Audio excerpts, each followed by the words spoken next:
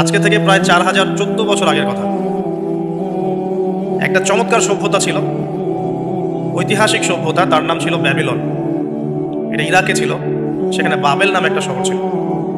আমরা অনেকে জানি না যে বর্তমান বাগদাদ হচ্ছে সেই বাবেল নগরী। বর্তমান বাগদাদ হচ্ছে সেই বাবেল নগরী। তো আল্লাহ পাক কোরআনে কিন্তু বাবেল নগরীর কথা বলেছেন, সূরাতুল বাকারার 101-2 আয়াতগুলোতে আছে। এই বাবেল নগরী তৎকালীন সময়ে জাদুবিদ্যার একটা আখড়া ছিল। এর আগে আমরা জানি সুলাইমান আলাইহিস সালামের সময় ওই হারুত আর মারুত দুজন ফেরেশতাকে দিয়ে মানুষকে পরীক্ষা করা হয়েছে। এই ঘটনাটা সূরা বাকারার 101-2 আয়াতের মধ্যে আছে, দেখে নিন। আমি রেফারেন্সগুলো বলে দিলাম। এখানে এই বাবেল নগরীর কথাটা আছে, ঠিক আছে। এই নগরীতে প্রায় 4014 বছর আগে একটা ফুটফুটে সুন্দর শিশু জন্ম নেয়। দেখতে খুবই সুন্দর, অমায়িক, দেখলেই মানে মন কেড়ে নেওয়ার মতো সুন্দর। এমন কিছু বাচ্চা থাকে কিন্তু দেখলে আদর করতে ইচ্ছা করে, মন কেড়ে নেওয়ার মতো, ইউনিক, সবার চেয়ে আলাদা। এবং জন্ম নিয়েছে সে এমন একটা পরিবারে, যেই পরিবার তৎকালীন সময়কার যে জালেম শাসক নমরুদ, তার প্রধান পুরোহিত, তার নাম আজার। তৎকালীন বাবেলের শাসনকর্তার নাম হচ্ছে নমরুদ এবং তার প্রধান পুরোহিতের নাম আজার। তার ঘরেই জন্ম নিয়েছেন এই তাওহীদের শেকর ইব্রাহিম আলাইহিস সালাম। আল্লাহ পাকের কি মানে আল্লাহ পাক কি না করতে পারে।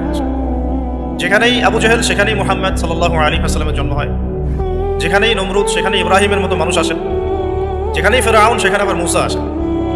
মূসাকে আল্লাহ রাব্বুল আলামিন ফেরাউনের ঘরেই মানুষ করলেন, ইব্রাহিম আলাইহিস সালামকে আল্লাহ পাক আজারের ঘরেই মানুষ করলেন।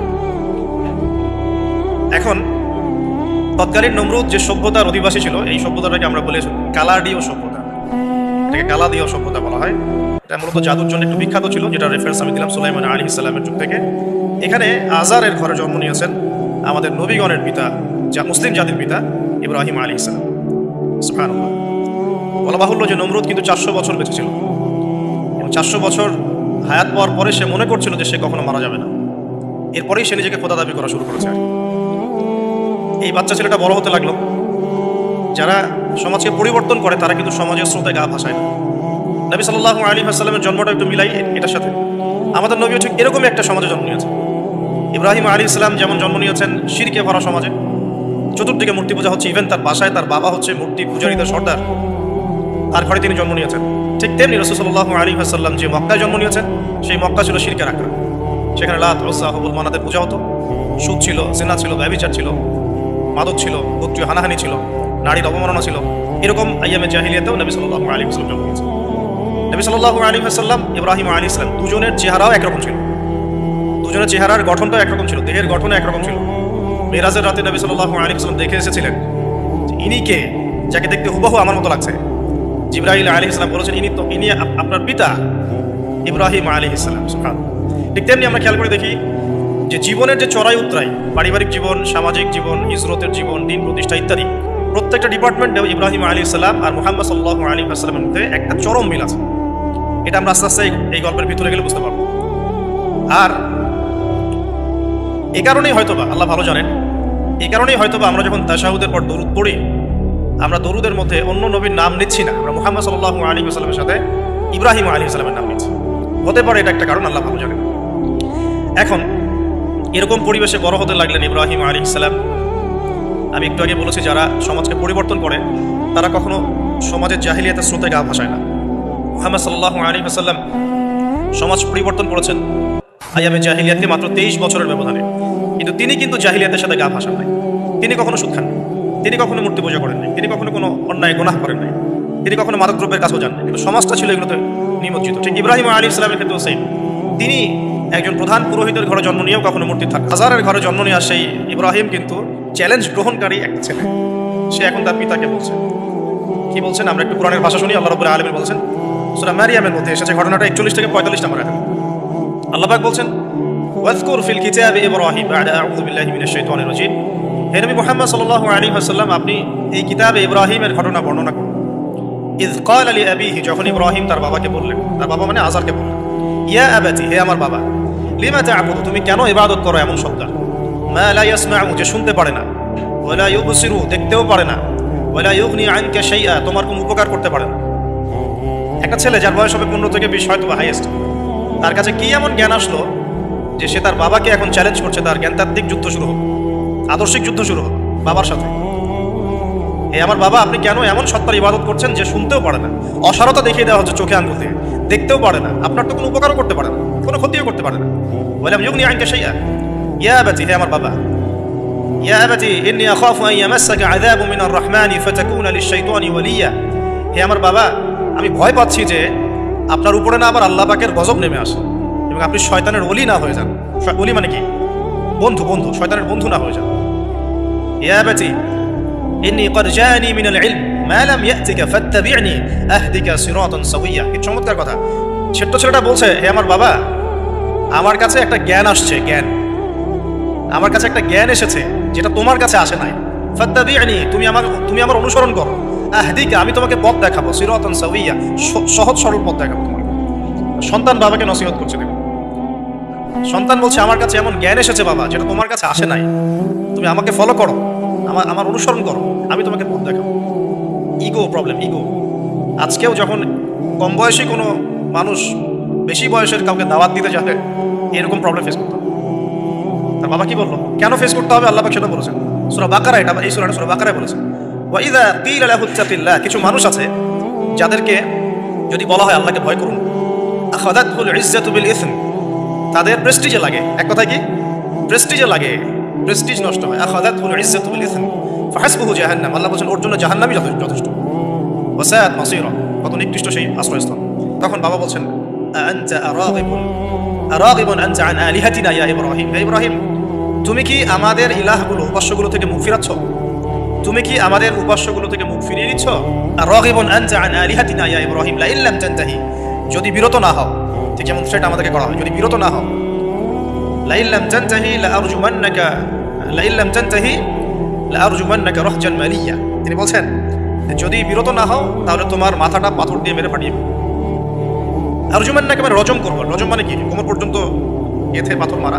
বিবাহিত পুরুষ জেনা করলে যেটা শাস্তি হয়। লা ইল্লাম তানতাহি, যদি বিরত না হও, লা আরজুমান্নাকা রাহজান মালিয়া, দূর হও এখান থেকে বের হও, হতভাগা আমরা বলি না, দূর হও এখান থেকে। ঠিক ওই রকম, যদি ফিরে আসো ভালো কথা, না ফিরে আসলে রজম করে দিব, মাথা ফাটিয়ে ফেলবো পাথর দিয়ে মেরে, এখান থেকে দূর হও, হতভাগা। কাকে বলছে এটা? ইব্রাহিম আলাইহিস সালাম। এবার তিনি খুব নরম সরম মানুষ, শান্তিকামী মানুষ। তিনি বলছেন, ক্বালা সালামুন আলাইকুম। ইব্রাহিম আলাইহিস সালামকে পরিবার ছাড়তে হলো। পরিবার মানে তার মাকে ছাড়তে হলো, তার বাবাকে ছাড়তে হলো। তার কোনো অপরাধ আছে? ইব্রাহিম আলাইহিস সালামের কোনো অপরাধ আছে না। এখন আমরা তো অনেক সময় মনে করি আমি তো নিরপরাধ, নির্দোষ, তাহলে আমার উপরেই কেন এরকম হচ্ছে? ইব্রাহিম আলাইহিস সালামের কোনো অপরাধ আছে? তাকে ঘর ছাড়তে হলো, বাড়ি ছাড়তে হলো, তার বাবা তাকে বের করে দিলেন। ইব্রাহিম বলছেন, সালামুন আলাইকুম, হে বাবা, আপনার উপর শান্তি বর্ষিত হোক। তাই আরো বলছেন, আস্তাগফিরু লাকা রাব্বি, আমি আপনার জন্য আল্লাহর কাছে ক্ষমা চাই ইনশাআল্লাহ। ইন্নাহু কানা বি হাফিয়া, তিনি আমার প্রতি খুব মার্সিফুল, আশা করি তিনি আমার দোয়া কবুল করবেন। কিন্তু যখন তিনি জানতে পেরেছিলেন যে তার বাবা শিরকের উপর আছেন, আল্লাহ পাক মাফ করবেন না, সূরা তওবার মধ্যে আছে, তখন থেকে তিনি আর ক্ষমা চান নাই, বাবার জন্য ক্ষমা চান। এবার ইব্রাহিমের সফর শুরু হলো, একাকিত্বের সফর। তবে ইব্রাহিম আলাইহিস সালাম পথ চলা শুরু করলেন। এবার কি হলো? তিনি কি বাসা থেকে বের হয়ে সেই এলাকা, ওই নমরুদের দেশ ছেড়ে চলে গিয়েছিলেন? উত্তর না। প্রথমে তিনি চলে যান নাই, প্রথমে তিনি ওই সমাজেই থেকেছেন, থেকে দাওয়াত দেওয়ার চেষ্টা করছেন। তিনি ওই সমাজেই থেকেছেন, থেকে দাওয়াত দেওয়ার চেষ্টা করছেন। ঠিক মুহাম্মদ সাল্লাল্লাহু আলাইহি ওয়াসাল্লাম, সমাজের মানুষ যখন নির্যাতন নিপীড়ন করছেন, তিনি কি শুরুতেই সমাজ ছেড়ে বের হয়ে চলে গেছেন? না, 13 বছর দাওয়াত দিয়েছেন। কত বছর? 13 বছর। তো ইব্রাহিম আলাইহিস সালাম সমাজের মানুষকে দাওয়াত দেন। কিভাবে দেন? কোরআনে এভাবে ভাষা আসছে। সূরাগুলোর নাম বলে দিই, আপনারা একটু চেক করে নিন। সূরা আম্বিয়ার মধ্যে আসছে, সূরা সফফাতের মধ্যে আসছে, সূরা আনআমের মধ্যে আসছে। তো তিনি দাওয়াত দেন এভাবে যে, ওয়াইয ক্বালা ইব্রাহিম, যখন ইব্রাহিম বললেন লিআবিহি ওয়া কওমিহি, তার বাবাকে এবং তার কওমকে বললেন, মা হাযিহি তামাসিলু আল্লাতী আনতুম লাহা আকিফুন, তোমরা এইসব কি মূর্তির উপাসনা করো, এদের চারপাশে ঘুরতে থাকো, কি সব করো? তো তারা বলে যে, নাহনু বাল ওয়াজাদনা আবাআনা কাযালিকা ইয়াফআলুন, আমরা আমাদের বাপ দাদাদেরকে দেখেছি এইভাবেই করতে।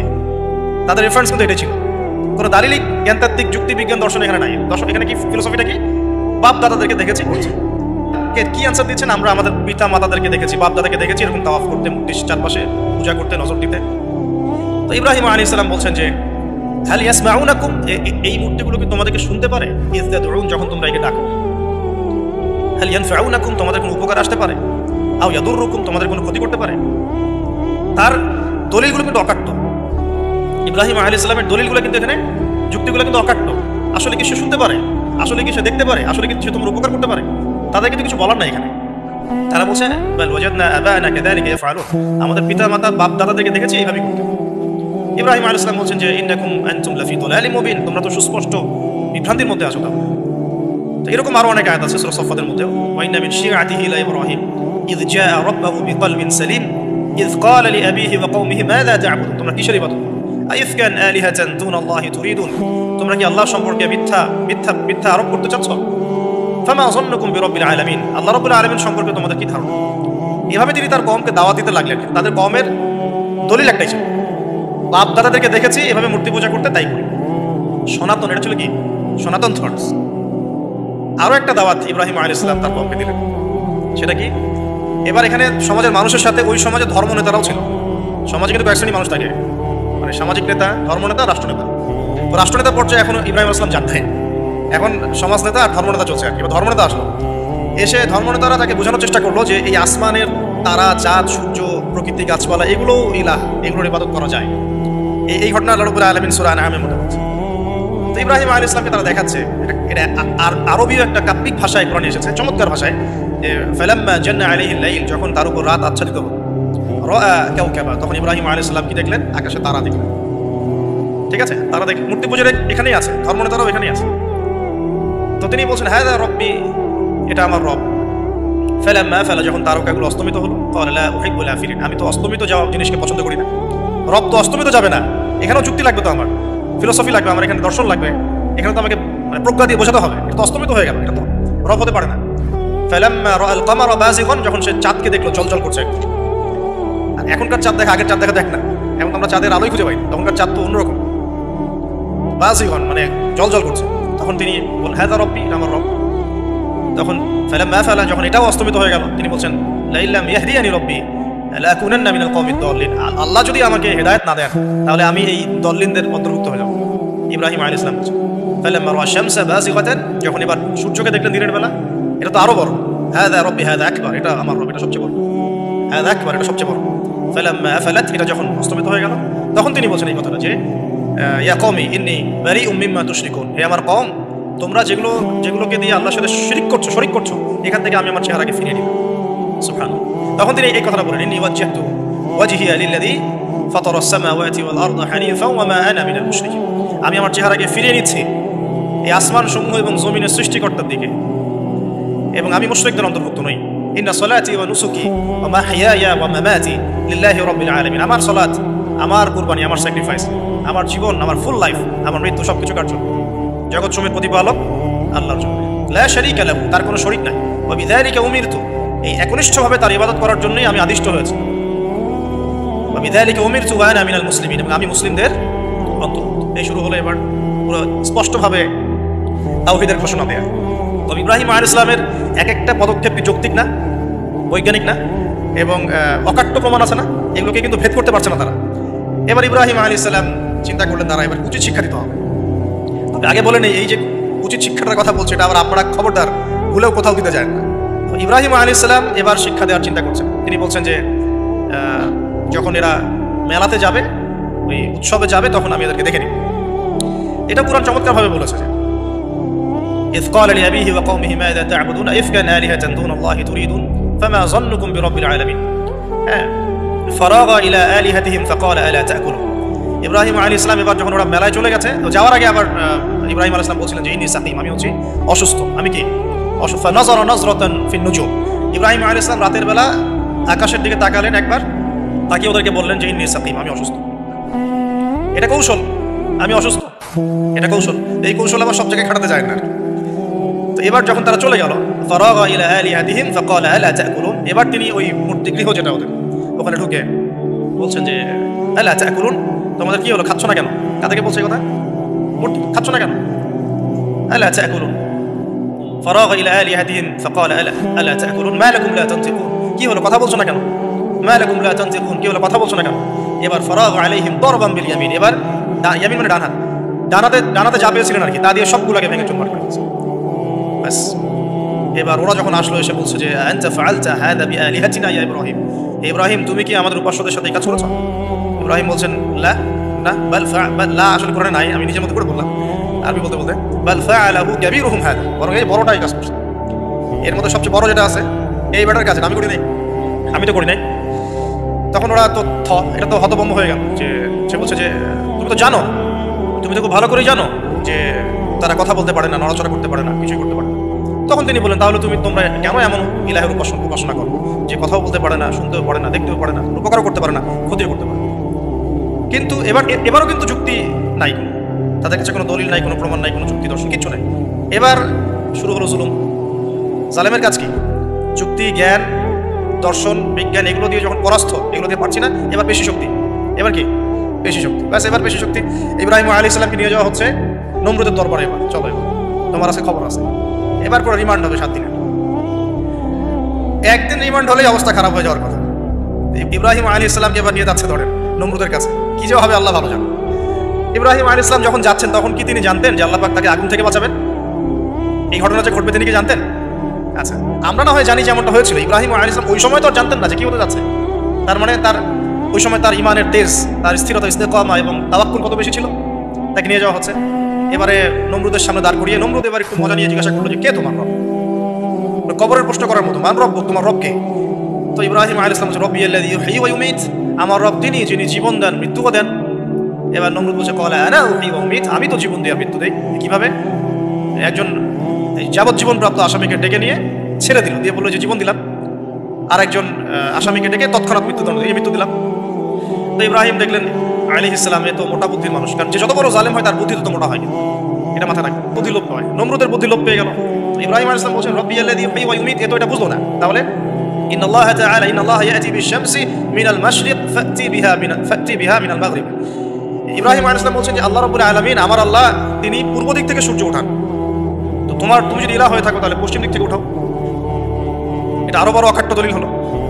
তার অবস্থাটা আল্লাহ ব্যাখ্যা করছেন এভাবে। আল্লাহ বলছেন, ফাবুহিতাল্লাযী কাফার, কাফের একদম হতভম্ব হয়ে গেল। হতভম্ব হয়তো লাভ নাই, বেশি শক্তি আছে আমার। তোমার যুক্তি, বিজ্ঞান, দর্শন, থিওরি তোমার দরকার নাই। তোমার দিনের জ্ঞানের এলিমেন্ট তোমার দরকার নাই। তোমার ওয়াজ নসিহতের আমার দরকার নাই। আমার কাছে কি আছে? বেশি শক্তি আছে। পিটা সব সিধা করে ফেলা হয়।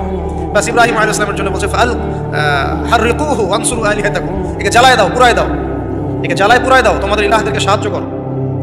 আল্লাহ পাক অন্য জায়গায় বলছেন যে ফাআরাদু বিহি কাইদান ফাজআলনাহুমুল আসফালিন, তারা ইব্রাহিম আলাইহিস সালামকে একটা বিশেষ বড় একটা কৌশল করল।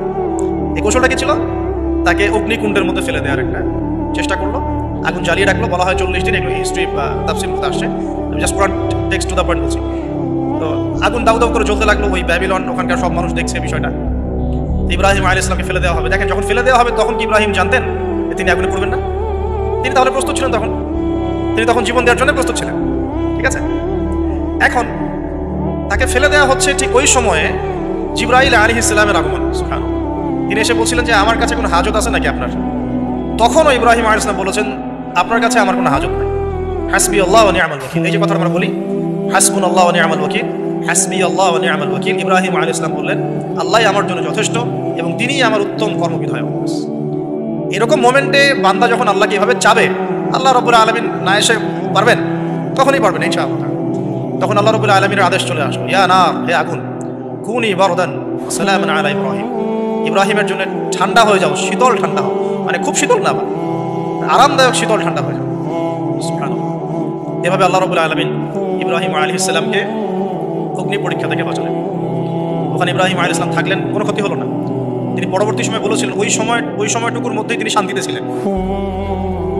যে বললাম না, অনেকে যে নির্যাতন নিপীড়নের শিকার হয়, তারপরে বলে যে ওই সময়টুকুই ভালো ছিল, আল্লাহকে পেয়েছিলাম, তেলাওয়াত বেশি ছিল, তাহাজ্জুদ বেশি ছিল, পরে ফিতনার যুগে চলে আসছি। তো এই হলো অগ্নি পরীক্ষা। এরপরে কমকে দাওয়াত দেওয়ার হলো না, সেখান থেকে চলে যেতে হলো। ওই যে এই যে অগ্নি পরীক্ষা ইব্রাহিম আলাইহিস সালামকে এখানে দিতে হয়েছে, ওইরকম পরীক্ষা আমাদের নবী সাল্লাল্লাহু আলাইহি ওয়াসাল্লামকে দিতে হয়েছে তায়েফের মাঠে, দিতে হয়েছে বদরের মাঠে, উহুদের মাঠে। এখানে আল্লাহ পাক ফেরেশতা নামিয়ে দিয়েছেন সাহায্যের জন্য। বদরের মাঠে দেখেন, উহুদের মাঠে আল্লাহ পাক ফেরেশতা নামিয়েছেন সাহায্যের জন্য। একদম হুবাহু মিল পাবেন আপনি জিনিস, খালি বাসিরা থাকলেই হবে, ধরতে পারলেই হবে জিনিস। সামনে যাই। এবার শুরু হলো জীবনের দ্বিতীয় পর্যায়ে। এবার তিনি হিজরত করে চলে যাচ্ছেন। দেখেন, এখানেও হিজরত। আবার নবী সাল্লাল্লাহু আলাইহি ওয়াসাল্লামের যুগেও মক্কা থেকে মদিনায় নবীগণের জীবনের সাথে এগুলো জড়িত। ঠিক আছে, এখন যাওয়ার তাকে সাথী লাগবে। একাকিত্বের জীবনের অবসান ঘটলো, আল্লাহ রাব্বুল আলামিন তাকে সাথী দিলেন। সাথীর নাম হচ্ছে সারা আলাইহিস সালাম। কি নাম? অনন্য সুন্দরী নারী ছিলেন। ইতিহাসে বলা হয় যে দুজন নারী সবচেয়ে বেশি সুন্দর, দুজন। আমাদের মতো আর্টিফিশিয়াল সুন্দরী না, আর্টিফিশিয়াল সুন্দরীর কথা বলো, অরিজিনালি সুন্দরী। দুজন নারীর কথা বলা হচ্ছে, একজন হচ্ছেন হাওয়া আলাইহিস সালাম, অনন্য সুন্দরী নারী ছিলেন, এবং আরেকজন সারা আলাইহিস সালাম, তিনি পরম সুন্দরী নারী ছিলেন। দেখেন সারা আলাইহিস সালামের সাথে বিয়ে হলো। দেখেন এই যে লম্বা সময় আলোচনা করলাম, এই সময়টুকুর মধ্যে ইব্রাহিম আলাইহিস সালামের দাওয়াতে মাত্র দুজন মানুষ মুসলমান হয়েছে। কজন? একজন হলো তার স্ত্রী সারা, আর একজন হচ্ছে তার ভাতিজা, তার নাম লুত। ভাতিজার নাম কি? লুত। পরবর্তীতে তিনিও নবী হয়েছিলেন এবং তাকে সাদুম গোত্রের কাছে পাঠানো হয়েছিল। কোন পাপের কারণে? হোমোসেক্সুয়ালিটি, সমকামিতা, যেটা এখন বিজ্ঞাপন দিয়ে প্রচার করা হয়।